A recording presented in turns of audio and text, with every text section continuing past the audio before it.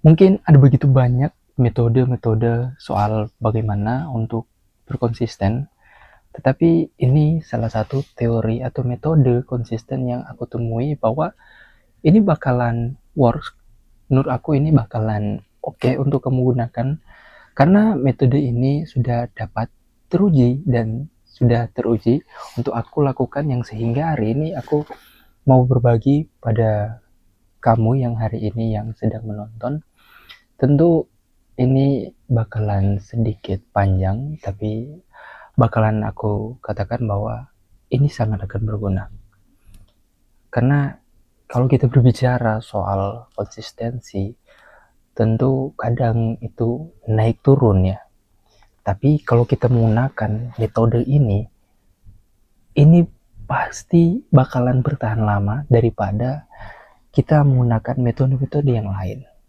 Ya, aku pun telah mencoba untuk menggunakan metode ini ditambah dengan experience, dan dimana aku melihat bahwa metode ini bukan hanya sekedar metode, tapi pasti bakalan bisa langsung berdampak dan memberikan kesan yang bakalan panjang. Kalau hari ini kita mencoba satu metode untuk misalnya kita untuk bisa rajin dalam berolahraga. Kita mencoba untuk olahraga hari ini, kita mendapatkan satu metode. Tapi lama-lama kita udah tidak berolahraga lagi. Kita langsung tidak berolahraga dan tidak menggunakan metode tersebut karena kita menganggap bahwa metode tersebut terlalu sulit, terlalu banyak, terlalu rumit. Tetapi ini merupakan metode yang sangat simpel dan sangat mudah. Hanya satu teori saja, yaitu merupakan metode Kaizen.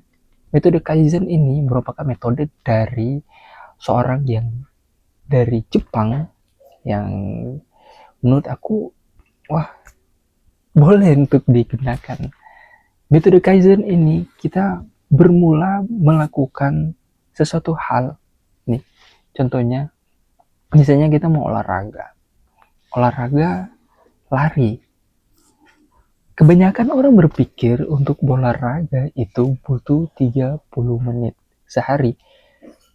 Tapi kalau dari metode Kaizen ini, kita bisa gunakan dengan cara 1 menit aja. 1 menit aja dalam berolahraga. Pun begitu dengan kita ingin mencapai yang namanya kekayaan. Kita mencoba dengan berinvestasi dengan dari dana terkecil dulu, 10.000, 100.000. Kita coba dengan metode ini, dengan step awal, dengan seminimal mungkin, dengan rasa yang bisa easy aja, merasa gampang aja kita lakukan. Pun ketika kita mau melakukan yang namanya konsistensi dalam pembuatan video, pembuatan konten, kita pasti bakalan pikir, shit, sulit banget. Kita pasti bakalan merasa, gimana ya? Nah, dengan metode Kaizen ini, kamu lakukan aja dengan 1 menit aja, 30 detik aja, ataupun seminimal mungkin 15 detik aja dalam pembuatan video seperti ini. Gunakan metode ini dengan gaya yang paling kamu rasa tidak bakalan gangguin, bakalan membuat problematik dalam diri kamu, merasa bakalan buat memberatkan diri kamu sendiri. Karena di sini adalah titik poinnya adalah dengan easy going. Just do it dulu. Lakukan aja dulu. Pun ketika kamu pengen menulis, tulis aja dulu.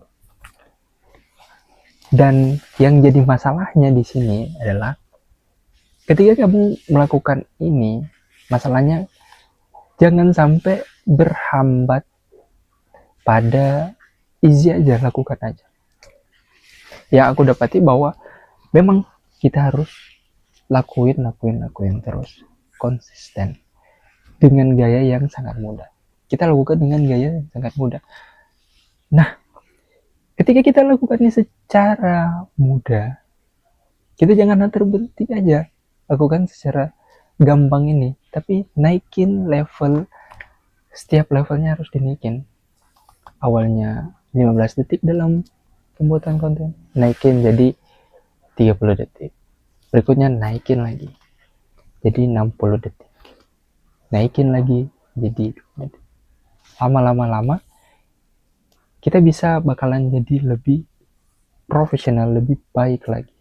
Begitupun ketika kita dalam berinvestasi, awalnya 50.000 jadi 100.000, dari 100.000 naik lagi jadi 150.000.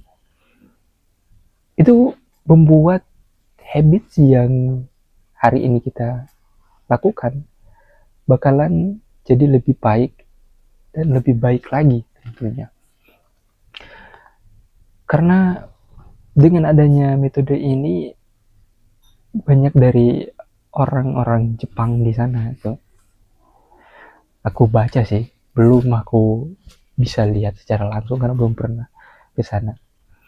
Aku lihat bahwa mereka melakukannya dengan cara yang termudah dulu, cara-cara yang mereka anggap mereka bisa dulu. Kalau hari ini kita lakukan dan kebanyakan kita gagal, karena aku melihat banyak orang yang terhambat melakukan sesuatu.